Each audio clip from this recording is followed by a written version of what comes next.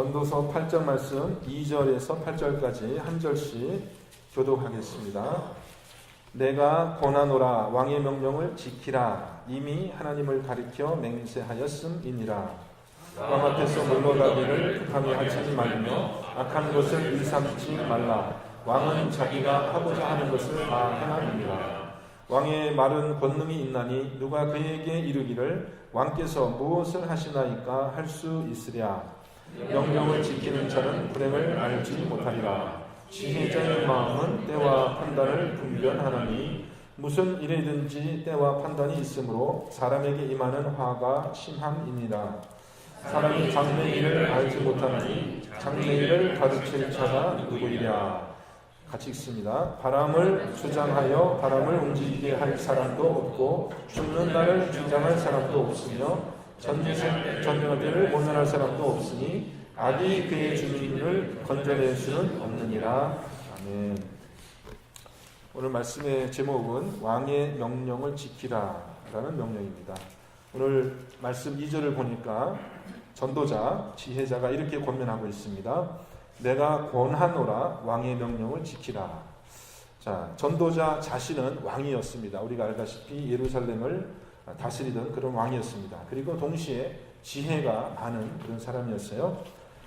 그런데 그가 왕으로서 왕의 명령을 지키지 않는 그런 어리석은 일들을 자기의 평생에 많이 보았다는 것이죠.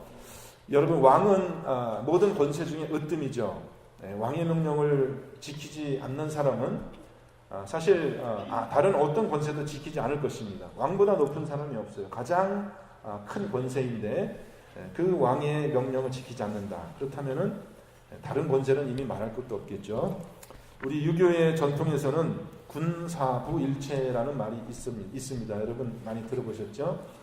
왕과 스승과 아비는 하나다. 그런 뜻인데 그 권세와 우리가 또 순종해야 되는 그 의무가 같다. 그런 뜻입니다. 그래서 왕에게 순종하지 않는 사람은 당연히 스승에게도 순종하지 않을 것이고 또 아비에게도 거역하는 그런 사람이 될 가능성이 많겠죠. 자, 그러면 여러분, 아무 권세도 순종하지 않는 사람은 누구의 뜻대로 살겠습니까? 결국 누구의 뜻대로 살겠어요?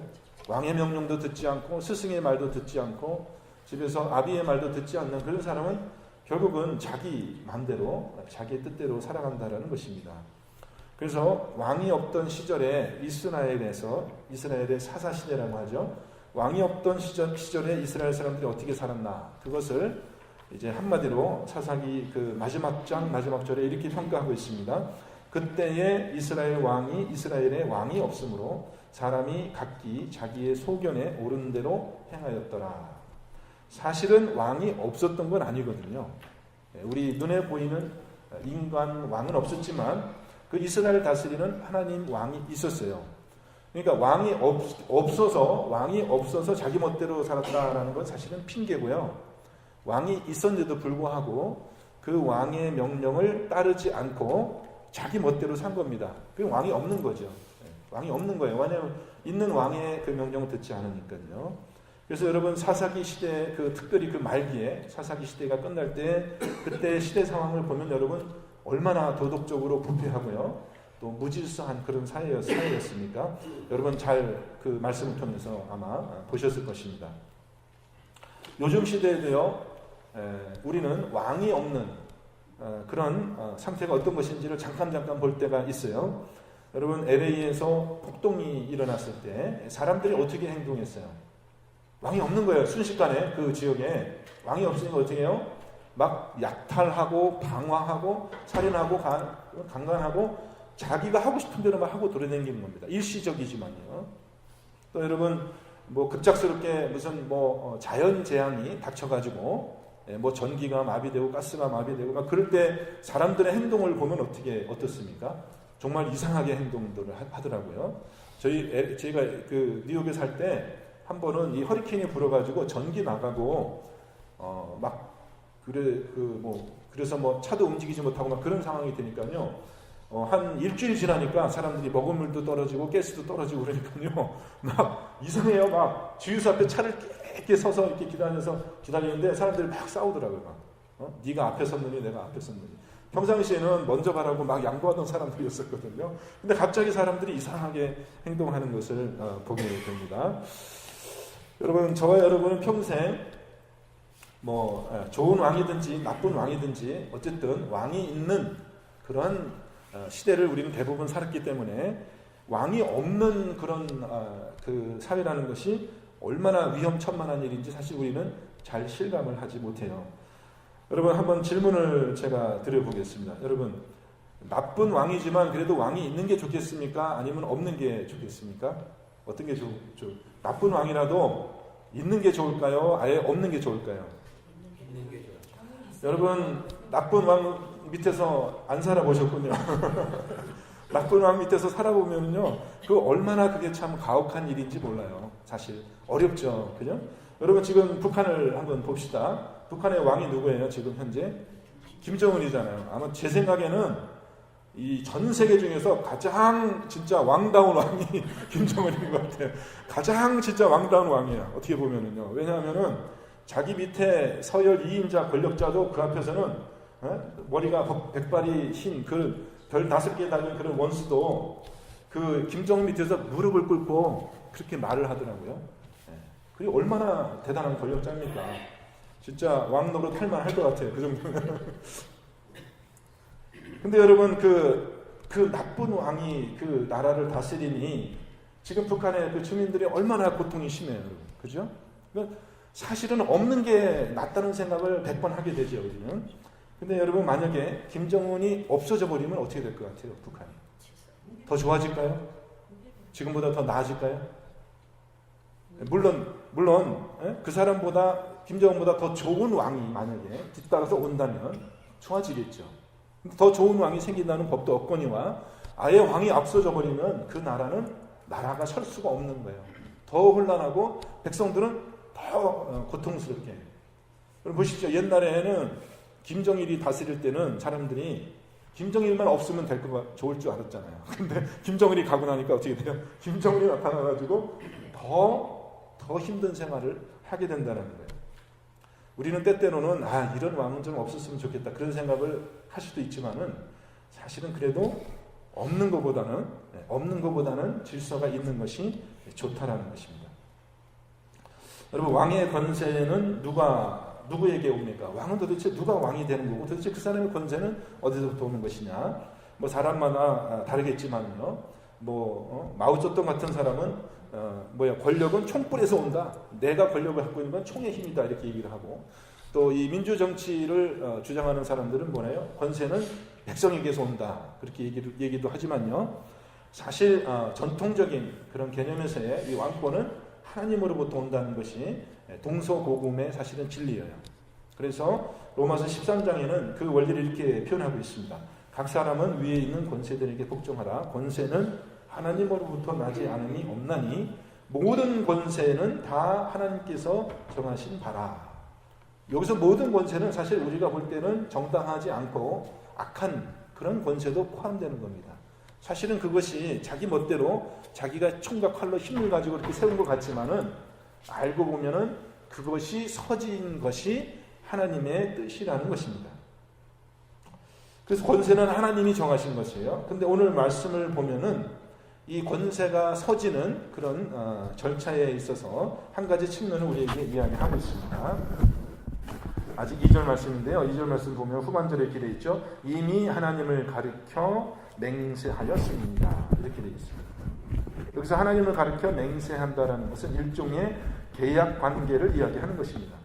다른 말로 하면은 왕과 신하 사이에 계약이 맺어져 있는 거예요. 내가 이 왕을 선택하여서 내가 이 왕에게 충성하기로 맹세하였기 때문에 내가 이 왕에게 복종할 그런 의무가 있다라고 이야기를 합니다.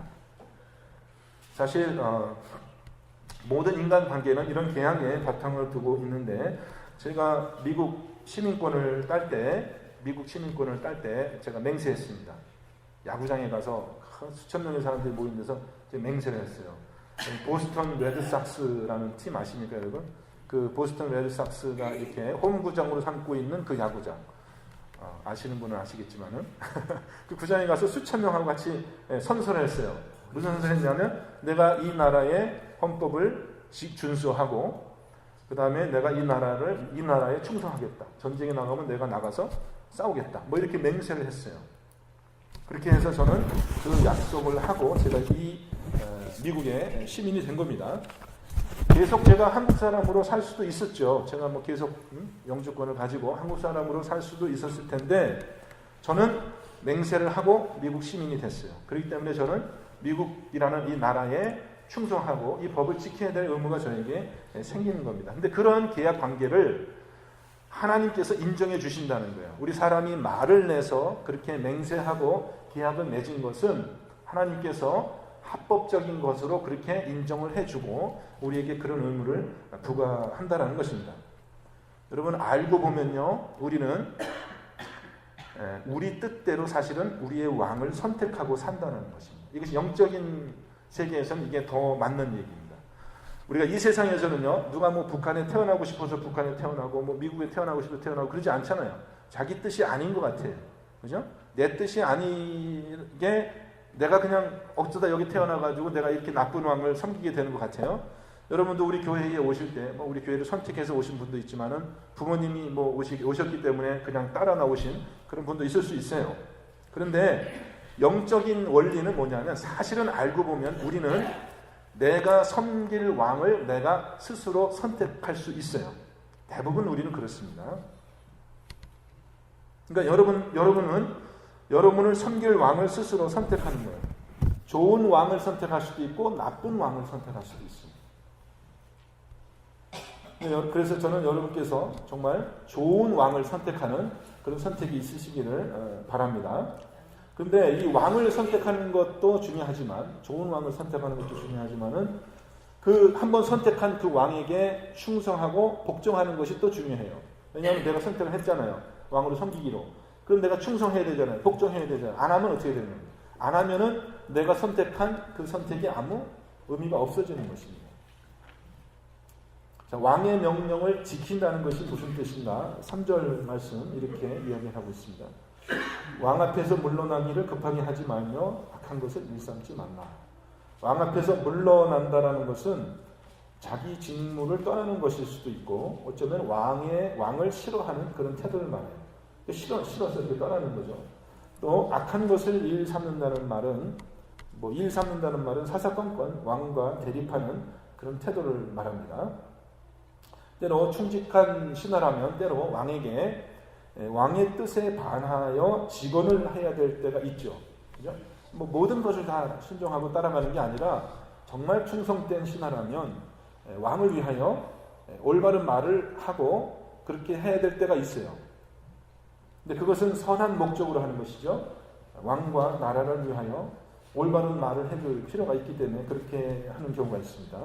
근데 여기서 말하는 불순종은 그런 게 아니에요. 그런 게 아니라 악한 목적을 가지고 자기의 유익을 위해서 왕과 나라의 유익이 아니라 자기의 개인의 유익을 위해서 그렇게 왕에게 거역하는 사람이 있다라는 것입니다. 그런 사람이 있다라는 거예요.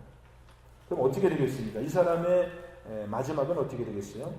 왕에게는 결국 다스리는 권세가 있잖아요. 칼이 있습니다. 왕은 칼을 가지고 있어요. 그래서 결국 징벌을 받게 되는 것입니다.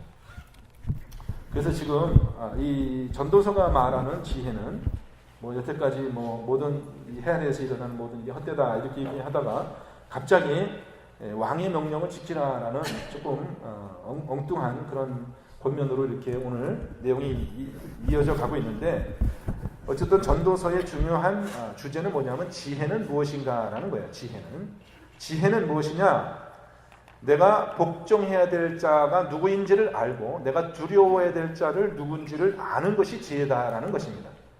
그래서 지혜의 근본은 뭐예요? 하나님을 경외하는 것이다 이렇게 얘기했잖아요. 내가 누구를 두려워해야 되는지 누구에게 복종해야 되는지를 아는 것이 누가 나의 왕인지를 제대로 아는 것이 그것이 지혜다. 그런 뜻에서 아마 왕의 이야기가 오늘 나오는 것 같습니다.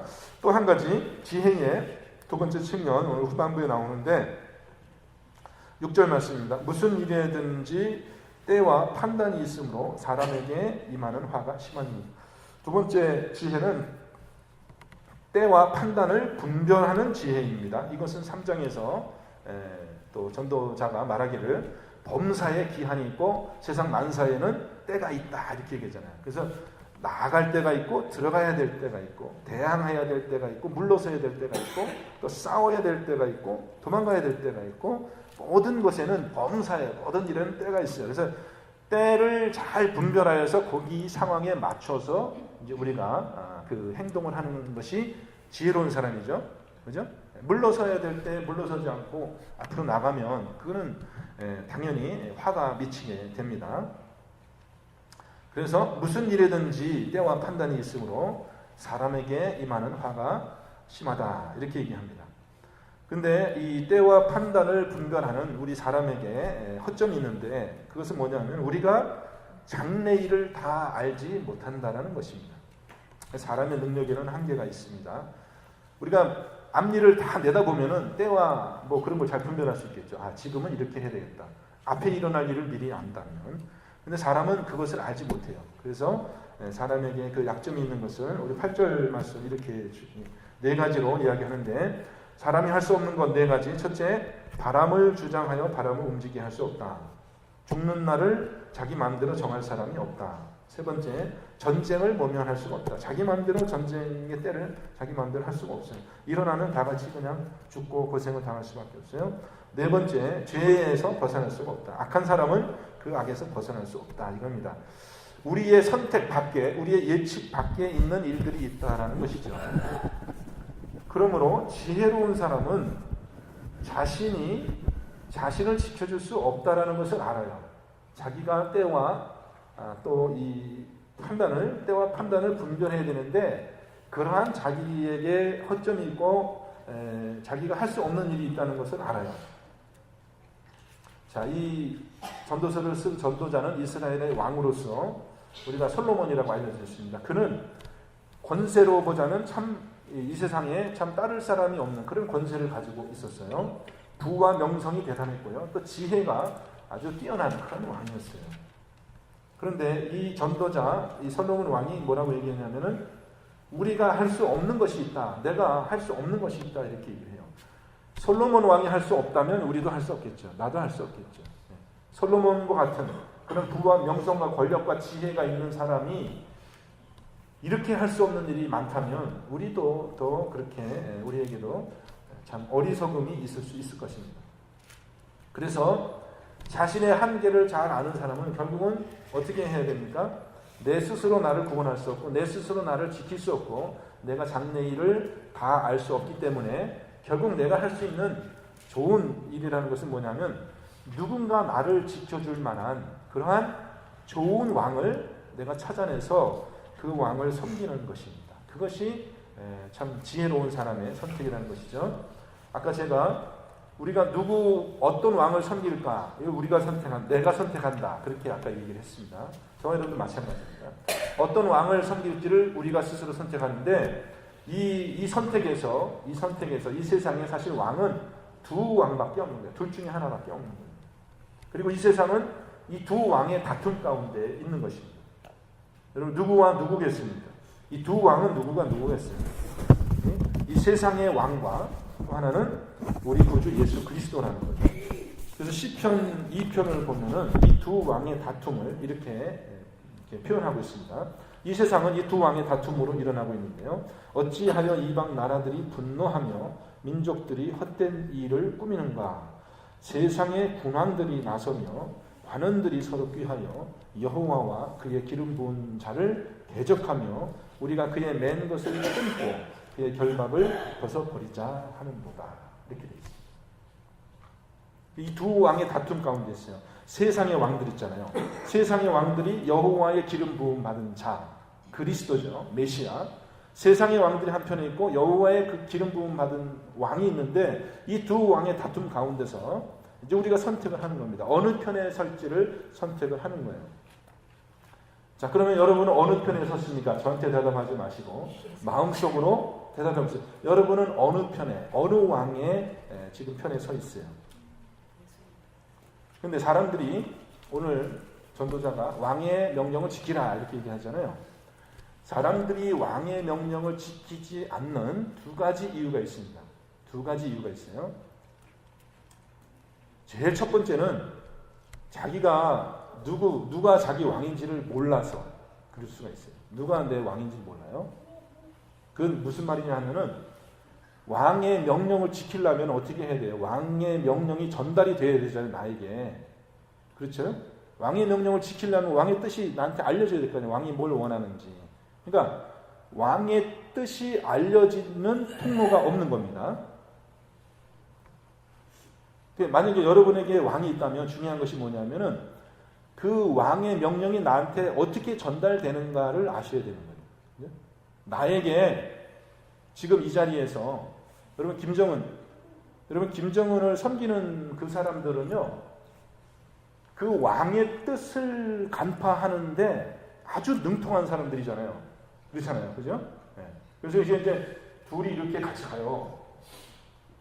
김정은하고 그 옆에 누가 이렇게 같이 가는데, 같이 가다가 자기가 한 발짝 앞으로 나가니까 어떻게 돼요? 네? 깜짝 놀라가지고 뒤로 돌아가는 거죠. 여러분 뉴스에서 보셨죠? 영상에서 봤죠? 아니, 김정은 이렇게 설명하면서 이렇게 가다가 자기도 모르게 천천히 오니까 자기도 모르게 자기가 앞으로 나간 거예요, 이렇게. 그게 깜짝 놀라갖고 자기가 뒤로 가는 거죠. 왜냐하면은 내가 어떻게 이 왕보다 더 앞장서 나갈 수 있느냐라는 것이죠. 그죠?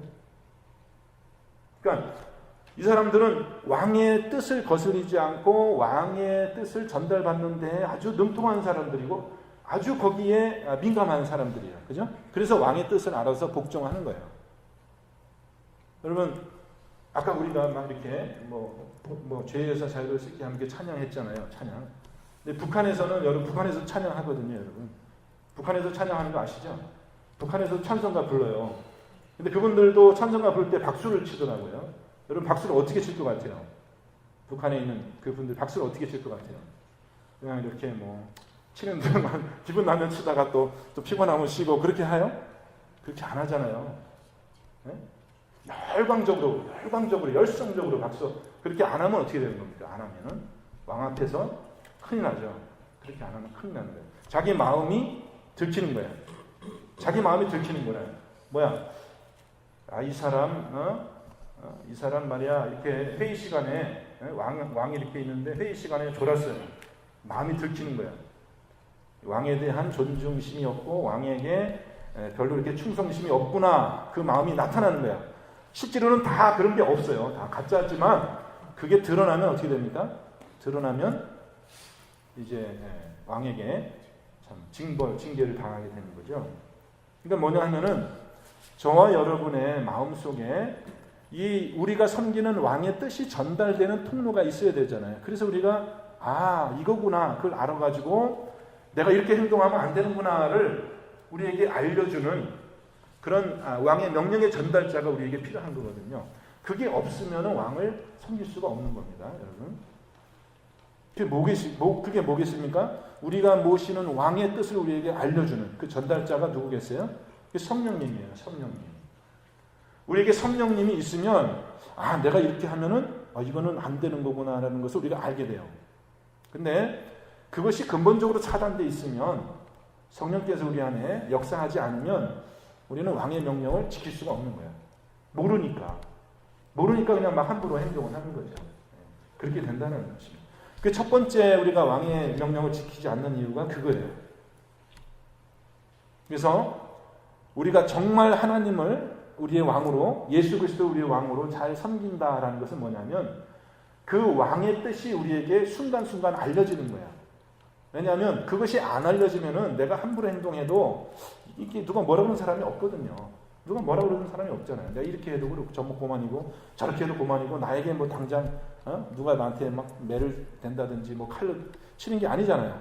근데 성령께서 우리 안에서 이것이 하나님의 뜻이야라고 우리에게 알게 하여 주시면 그것에 따라서 우리가 이것이 왕의 뜻이구나 이렇게 순종하는 것입니다. 그래서 이것이 없으면은 우리가 절대로 하나님의 뜻을, 왕의 뜻을 올바로 그렇게 알 수가 없다는 것입니다. 그러니까 하나님의 지혜는 무엇이냐? 결국 하나님의 지혜는 우리에게 하나님의 영이 임하여 있는 것, 그것이 하나님의 지혜고, 그때 우리가 비로소 왕의 뜻을 분별하고 지킬 수 있다는 것입니다. 근데 여러분, 왕의 뜻을 알고도 일부러 안 지키는 사람도 있을 수 있어요. 근데 진정으로 여러분에게 하나님의 영이 임하여 있고, 여러분이 정말 왕의 뜻에 민감한 그런 사람이라면 절대로 그 성령님의 그 강권하심을 거절할 수가 없어요. 거절할 수가 없어요. 잠깐은 딴짓하려고 그렇게 할 수 있겠죠. 잠깐은. 그렇지만 성령께서 금방 우리에게 우리 양심에 가책을 주시기 때문에 저와 여러분이 정말 성령의 이끌림을 받는 사람이라면 절대로 왕의 명령을 거절할 수가 없어요. 그 거절했다가도 금방 그것 때문에 하나님 앞에 회개하고 더 애통한 마음으로, 더 간절한 마음으로 하나님께 돌아오게 하시는 거예요. 그게 성령께서 우리 안에서 탄식하면서 우리를 그 왕의 길로 인도해 가시는 그런 방법이라는 것입니다. 자, 그것이 그런 살아있는 관계가 있는 것을 가지고 오늘 전도자는 왕의 명령을 지키라 이렇게 얘기를 하고 있는 겁니다. 그래서 저와 여러분은 정말 그 왕의 영을 받아들여서, 전달자를 왕의 영을 받아들여서 왕의 명령을 지키는 그런 복된 사람인지를 이 시간 저와 여러분이 조금 마음속으로 한번 생각해 보시기를 바랍니다. 아니면은요, 왕하고 상관없이 그냥 왕이면 뭐라고 하든지 말든지 나는 내 멋대로 간다, 뭐 그렇게 살아가는 그런 무질서한 세계 속에 우리가 있는지 그런 것을 생각하시고, 아무쪼록 오늘 하루의 삶 속에서 또 앞으로 여러분의 삶 속에서 왕에게 충성하고 왕의 뜻이 누군지를 분명하게 그렇게 민감하게 인식하고 살아가는 여러분 모두 충성된 주의 종인들이 되시기를 주님의 이름으로 축원합니다. 기도하겠습니다. 하나님 아버지, 우리에게 한 왕이 있습니다. 이 세상의 모든 왕들보다 뛰어나시고 또 가장 공의로우시고 선하시며 가장 우리에게 좋은 왕이 되어주신 그 왕이 우리에게 있는 줄 믿습니다. 하나님, 그 왕의 뜻을 저희들이 분별하여서 순종하며 살아갈 수 있도록 성령을 충만하게 저에게 허락해 주시고, 우리 사랑하는 캔사스 선교교회가 주님을 왕으로 모시며 왕께 충성하는 우리 교회가 될 수 있도록 인도하여 주옵소서. 우리 구주 예수 그리스도의 이름으로 감사하며 기도합니다. 아멘.